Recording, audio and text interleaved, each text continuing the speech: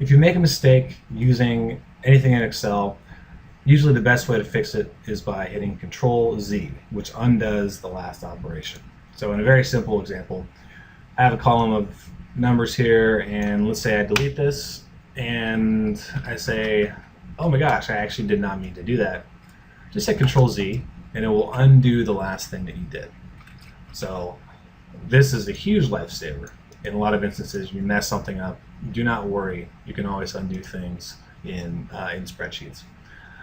The other thing that you can do, instead of undoing, you can also redo. So let's say that I want to copy a couple of these over to here, like so. And I want to do that again. What I can enter is Control Y. Okay, and that will redo the last thing that I did. And then I can, undo that by Control Z, undo, redo. So really super useful things to know. Another way to redo what you just did, so let's say I copied these over here, Control V. If I want to redo this again, instead of Control Y, I can also use F4. Okay, so that works in a number of instances. So you can, say I want to make these bold. So I just bolded a couple of letters here.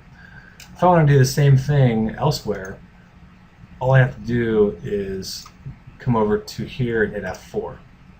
And where this really comes into play is, say that you want to format a specific cell, and you come in here and you change some number settings to be exactly the way that you want, and then you change the font to be a certain way and bold, and you want to put some specific you want to put some specific settings on for this formatting, and it's taking you a while to go through all these options, and you hit OK.